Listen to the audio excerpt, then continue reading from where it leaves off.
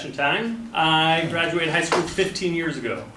And it took 12 years before I summed up the ambition to eventually go back to school and pursue a college degree. Now, when I came back to school, I did not know what I wanted to do as my major, so I received this piece of paper from my counselor. And she said, just go after some general eds until you figure it out. That was a good idea. However, in this speech, I want you to learn that I spent 3 years picking classes off a piece of paper instead of actually pursuing an educational goal. So in this speech, I'm going to talk to you about the importance of communication studies and what opportunities are available to you with a communications degree. There's 3 areas that we'll cover, of course. The first, I'm going to cover about why communications is important regardless of what degree you're taking. Second, I'm going to cover what opportunities are available in local colleges with the communications AAT. And last, I'm going to talk to you about career opportunities and what is not just available, but best fit for communication majors. So communication classes are vital to the achievement success in any degree.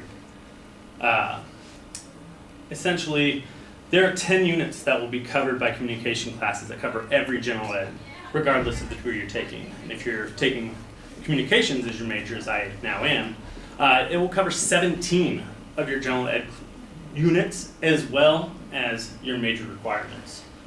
But most people think communications, they think public speaking. That's what we're doing.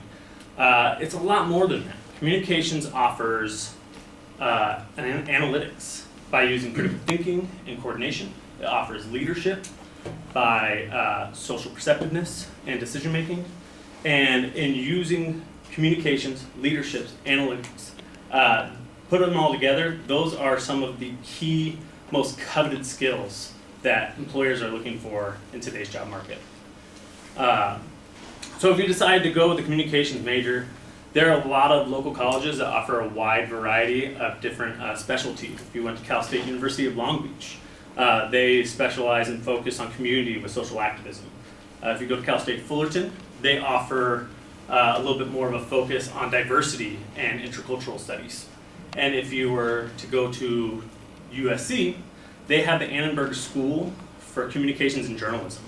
And that is a specialized school that was founded by the Ambassador Walter Annenberg in 1958 for the University of Pennsylvania. He brought it to USC in 1972 as a West Coast hub for that school. And he believed that every human advancement and reversal can be understood through communication, and that educating students to effectively communicate that and to be of service to all people is the enduring mission of that school. So if that inspired you to become a communications major, then you get the fun part of what jobs are available for communications.